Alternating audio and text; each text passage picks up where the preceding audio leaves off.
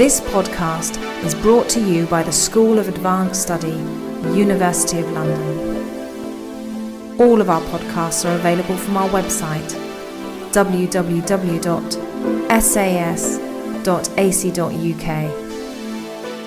I'm currently engaged in a broad survey of the impact of Arabic and Islamic civilization on Western culture. So I come at the topic at quite a tangent.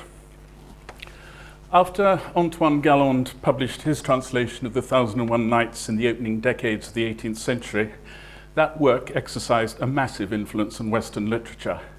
Besides the retellings, imitations, and parodies, novels by Fielding, Dickens, Proust, and many others are saturated with overt and covert references to the Nights. Then, the translations of Hafiz of Shiraz by William Jones, Hammer Purgstall, and others had a similar impact on the development of lyric poetry in Europe, in 19th century Europe. And as Michael Franklin has recently noted of Jones's translation of the Sanskrit Sakuntala, its sensational reception outstripped even that which had greeted Galland's Les Mille et Une Nuits. And Goethe wrote that if you want to encompass heaven and earth in one single name, then I name you Sakuntala, and everything is said. By contrast, the impact of the Qur'an on Western literature has been relatively slight. So my subject today is not a big one. The influence of the Qur'an on Western literature receives, as far as I can see, no discussion in the 6-volume Encyclopedia of the Qur'an or in the Cambridge Companion to the Qur'an. And though my topic is not a big one, I propose to shrink it yet further. I shall omit this discussion of Carlyle's encounter with the book, which was like reading a story by flashes of lightning, as well as the Qur'an's intertextual role with Frank Herbert's Dune cycle of science fiction novels, I will not discuss Kazantzakis' poem about Muhammad, Nadim Gordimer's novel Pick Up, or Elliot Weinberger's vivid evocation of the life of Muhammad based on Qur'an and Hadiths. Whether I get to the appearance of the Qur'an in Finnegan's Wake and in John Wansbury's sole venture into fiction, we shall see. Time will press. There was perhaps a tendency in the late 18th and early 19th centuries to treat the Qur'an as primarily a socio-legal document, and it was as such that a translation found its way into Thomas Jefferson's law library. Though Volney's Les Ruines had characterized the Qur'an as a wretched book, and Chateaubriand, influenced in part by his reading of Volney, denounced it as a charter for despotism, saying this book preaches neither hatred of tyranny nor love of liberty. Despite this, perceptions were different in the Anglophone world, and Edmund Burke, in the course of the impeachment of Warren Hastings, proclaimed that there was no license for tyranny in the Qur'an. In the century that followed, British Romantic poets toyed with the notion of the Qur'an as a socially benign and even revolutionary document, hence, for example, the title of Shelley's The Revolt of Islam, even if the content of that epic poem betrayed remarkably little knowledge of the relevant religion. The early British Romantics were also fascinated by the doom of ancient nations as related or alluded to in the Qur'an. Robert Southey hated Islam and its book, but he still valued the Qur'an's account of ancient tyranny and the chastisement of the Ardites, and this fed into his epic poem Thalaba. Similarly, Thomas More, the author of Lalla Rookh, found references to ancient tyrannies and their doom in the Qur'an, and the fate of the impious Ardites was again reworked in Walter Savage Landor's Gebir. I want now to look at the topic of Quranic inspiration in 3 poets, 2 of them very briefly, really to provide a context and perhaps a comparison with the 3rd poet. But one obvious preliminary observation is that the poets in question were inspired by uninspiring translations. Byron had claimed that Sale's translation was sublime, but I think his enthusiasm was eccentric. Prosaic might be a better adjective. Close thy Byron, open thy Goethe, according to Carlyle's Sartor Resartus. And it was certainly his reading of Goethe that led Carlyle to include Muhammad in his pantheon of heroes. Since Goethe's engagement with the Qur'an has already received close and penetrating attention by Ziyad al-Mawsafi in the Enlightenment Qur'an, and as well as in various writings by Katharina Monson, I don't need to say much about Goethe, but I do need to say a little in order to give, as I say, context. In 1773, Beussen's translation of the Qur'an into German appeared. Heinrich Heine read this version and was struck by its eroticism and sensuality. Goethe, still a young man, having carefully studied it, planned a verse drama on the career of Muhammad. Goethe's engagement with this subject was a matter of self-projection, for he regarded Muhammad as, like himself, a genius and a great literary artist. Like the geniuses who came after him, Goethe took what he had gleaned about the prophet and the Quranic revelation as a pretext for meditation on what he saw as the affinity between prophetic revelation and poetic inspiration. However, nothing came of Goethe's project except a surviving fragment, Muhammad's Gesang, Muhammad's song. In this song, the dominant metaphor is that of a river whose current becomes more powerful as it descends to the sea. Ever, ever on he rushes, leaves the towers, flame-tipped summits, marble palaces, the offspring of his fullness far behind. Muhammad's revelation becomes more powerful as the prophet ages and comes closer to death and the final meeting with his long-expectant sire. Later, the publication of von Hammer-Purgstall's fragmentary translation of the Quran in Von Gruben des Orients reignited Goethe's enthusiasm for Islam, and this, of course, fed into the Westöstliche Divan, the last section of which, Schuldnahme, or Book of Paradise, is the most overtly Islamic as it deals with the Islamic paradise. I would like now to have included a few sarcastic remarks about Edward Said's mistranslation of Goethe and his failure to recognize a Quranic quotation when he sees one, and his assertion of an improbable overweening influence of Goethe on Karl Marx, but I think I should rush on. I come now to Pushkin, Alexander Pushkin, who in 1820 was exiled to South Russia, and during his exile had various encounters with Muslim Chechens and Bashkirs. Having read the 1790 translation of the Quran from the French of Duryea, soon afterwards he wrote a poem in imitation of the Quran, which was intended as a kind of guide to Islam. So he thought, anyway.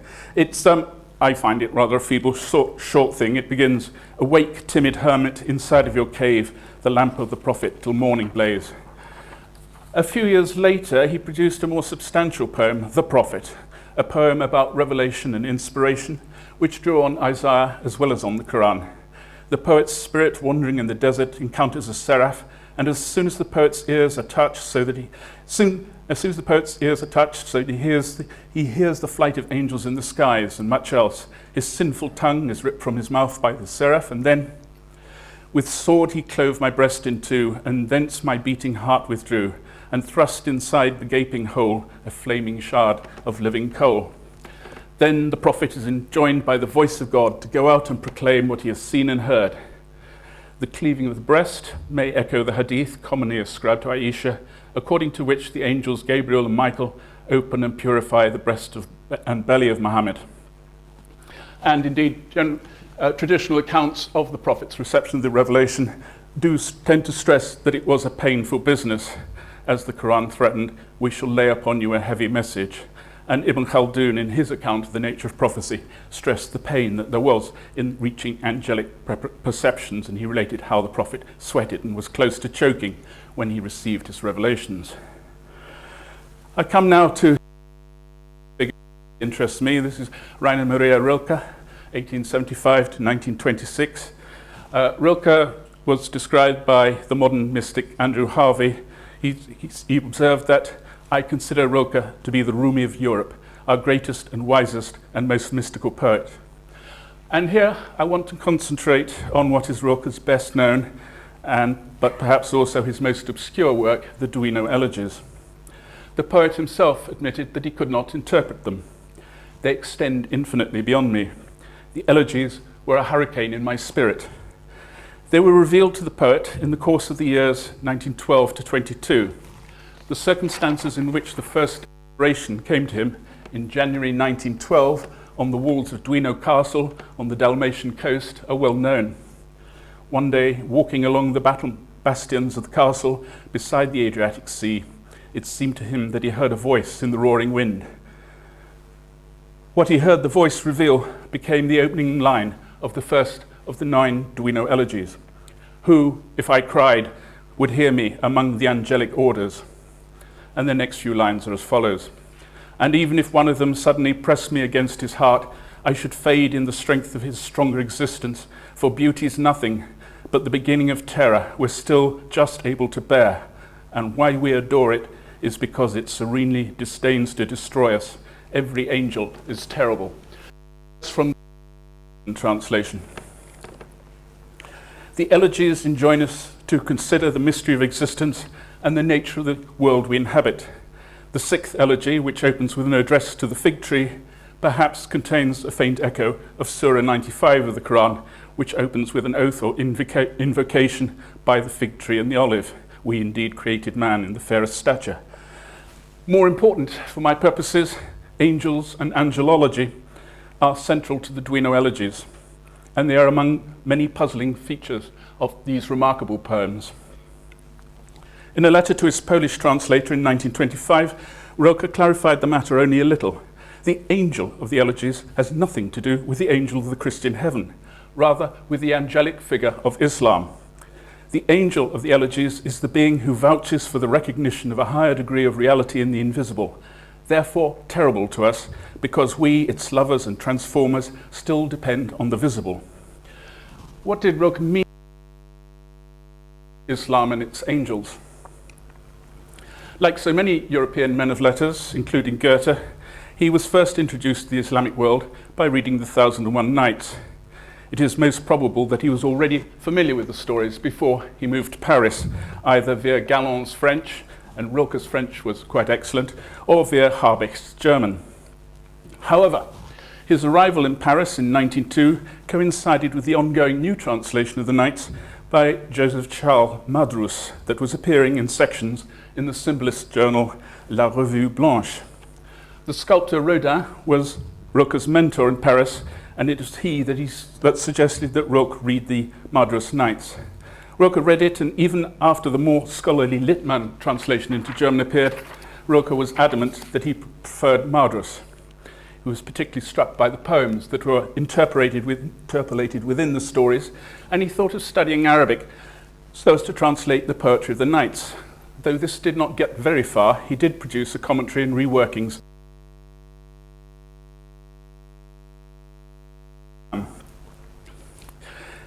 In 1907, Rilke's wife Clara visited Egypt and wrote back about the contentment of the Egyptians.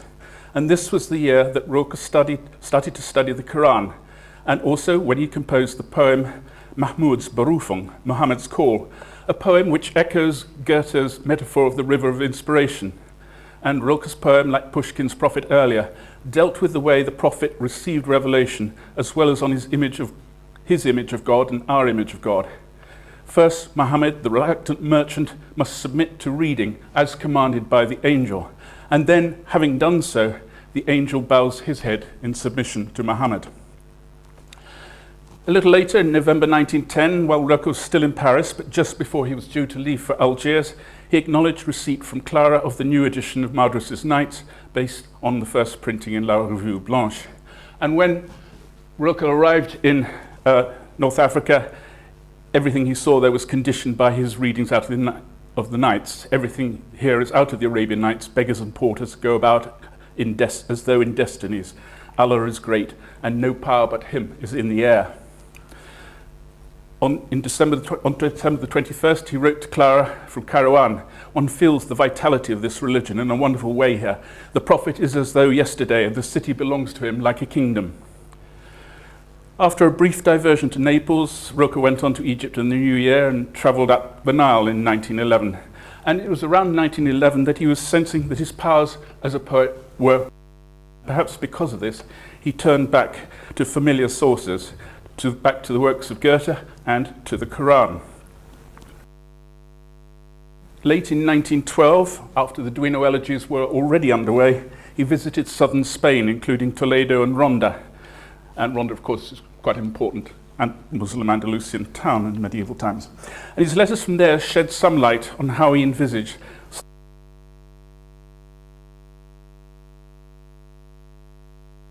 the Qur'an in Ronda. Assumed that Rilke was reading Henning's 1901 version of the Qur'an, or Marie, in December 1912, "By the way, you must know, Princess, that I've been consumed since Cordoba with an almost rabid anti-Christian feeling. I'm reading the Qur'an. In places it takes on a voice for me, in which I'm immersed with all my strength, like wind in the organ. Muhammad was anyway the closest thing, like a river through an ancient mountain range. He breaks his way through to the one God, with whom one can converse in a grand fashion every morning.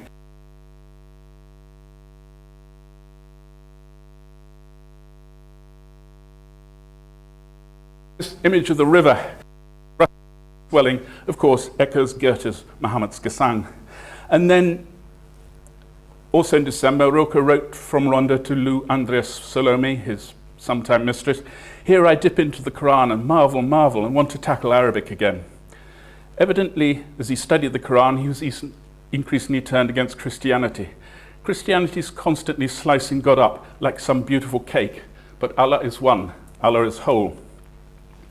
In a letter of 1915, in which he looked back on his time in Toledo and reflected on the Spanish landscape, he wrote, "Appearance and vision everywhere merged in the object. In each a whole interior world was revealed, as though an angel who encompassed all space were blind and gazing into himself. This, a world no longer seen from the standpoint of people, but in the angel, is perhaps my real task. At least all my previous endeavors will be united in it." And then,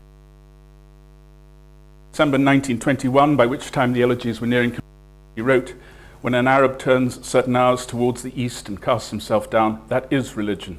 It is hardly faith. It has no opposite. It is the natural animation within a being, through whom the wind of God blows 3 times a day." And then in the famous worker letter, which doesn't seem to have been addressed to anybody in particular, but perhaps to the reading public in general, probably dating from the same year, he wrote, "Once I too tried to read the Qur'an. I did not get very far, but I understood enough to know that here again is such a mighty index finger, and God stands at the ends of its direction, caught in his eternal ascent, and in an east that shall have no end." Coming back now to the angels of the elegies, Rilke was adamant that they were not Christian angels. If anything, we should be reminded of the angels of Islam.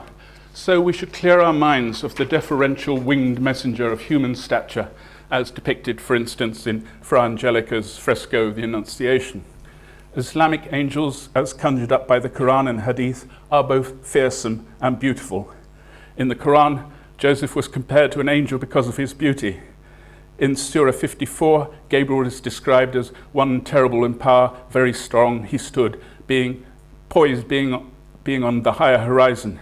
According to the tradition, Israfil is covered with hairs and tongues and speaks 1,000 languages, and the souls of the dead repose in his trumpet. And I could go on and on about Islamic angelology. The thing is, the angels are enormous, they're vast, they're very powerful, and sometimes somewhat bizarre looking. And according to a hadith of the Prophet, angels are sent by God to search out those places where individuals or groups are engaged in remembering or invoking the deity. They listen and report back to God, who loves to be known. Besides his personal reading of the Qur'an, Rilke would have learnt a lot about Islam from Friedrich Karl Andreas, the philologist and professor of Persian at the University of Berlin. Rilke had a close relationship with him, though not as close as that with Friedrich's wife, Lou Andreas Salome. As one of Rilke's recent biographers notes, Friedrich was to remain a mostly benign but partly menacing figure in Rilke's early life. And it was Andreas who had introduced Rilke to the Westöstliche Divan. But be that as may, the other source, apart from Karl Andreas, is, I think, that helps form Rilke's ideas of angels as mighty and terrible and strange and beautiful, is the Arabian Nights, and particularly the cosmological fable of Bulukir, where angels feature extremely prominently. And Bulukir goes on a kind of cosmological quest and meets one angel after another, who each one is more vaster and more intimidating than the next. And towards the end, Bulukir is told of an angel whose size none knoweth except God, and this angel bears the 7 levels of the world on his shoulders, and who stands on a great rock over a bull, a fish, and an infinite ocean. Ruka viewed the Qur'an as a document of prophetic self-assertion. The angel allows him to break through to the divine, and at first Ruka is terrified of the angel, and then as the elegies proceed, the poet acquires confidence enough to order the angels around. This is very much in parallel as Muhammad had first submitted to the angel in Goethe's poem, and then the angel bows his head in submission to him. I don't think I want to pause on how the Qur'an features in James Joyce's Finnegan's Wake. It doesn't feature particularly prominently, but there are a whole string of verbal references in Finnegan's Wake to the Qur'an, the only purpose of which, and Joyce's knowledge of the Qur'an was extremely superficial, the only purpose of which was to give Finnegan's Wake, this great epic work, a more global feel, as if it was encompassing all of world literature. I'll come to lighter material now to conclude. More recently yet, the appearance or non-appearance of the camel in the Qur'an has attracted an inordinate amount of attention. Notoriously, in a lecture on the Argentine writer and tradition, Jorge Luis Borges declared that the surest guarantee of the authenticity of the Qur'an was the absence of any mention of camels in the text. He argued that somebody who'd wanted to fake such a document would have inserted lots of references to camels in order to provide local colour. Though it is tempting to think that this is one example, among many, of Borges being playful, in fact, I'm sure that his misapprehension was based on a misreading of one of Gibbon's footnotes in The Decline and Fall of the Roman Empire. Camels, of course, feature quite a lot in the Qur'an, most notably in the surah of the Qur'an called Hud. This surah tells the story of how the Prophet Saleh, when asked by the people of Thamud to produce a sign of his prophethood, caused a she-camel to emerge from a rock, but the people of Thamud, unimpressed, hamstrung the camel and killed her, and in so doing drew upon themselves the wrath of God. As it happens, this was the episode which formed the basis of a short story published in Encounter in 1980, Let Not the Lord Speak, by John Wansborough. Though Wansborough is much better known as the author of Quranic studies and the sectarian milieu, he had ambitions as a creative writer.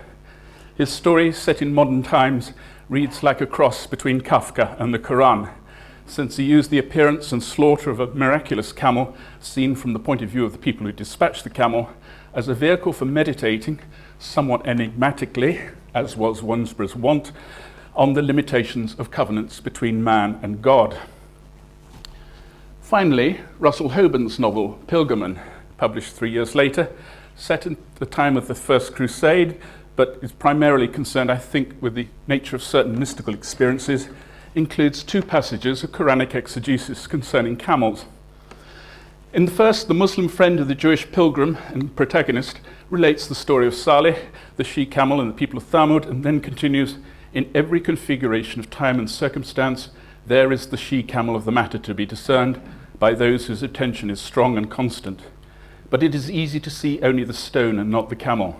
I am always afraid that I shall fail to see the she-camel of God. Then, in another passage, chosen for exegesis, comes from Surah 81, the darkening, envisaging the build-up to the last days. When the she-camels, 10 months with young, are left unattended, which would indeed be a serious matter for people who know about the tending of camels, and this provides a prelude to an expression of doubt about the conventional nature of man's relation with God, as well as a rejection of the traditional narrative of the last days. As the narrator in the novel says, I don't believe in a last day that would be different from any other day. I believe that the last day is every day. I believe that the garden and the fire are in each of us every day of our lives, and we are in one way or the other, somewhere between the two, depending on our actions. To end on that personal and yet apocalyptic note, I should say that unlike the Arabian Nights, the Qur'an in its various Western versions has not offered easy pleasures. Instead, it has led poets and novelists into difficult territory, and in the cases of Ruka, Wansborough and Hoban at least, up to and beyond the limits of what it's possible to say. Thank you.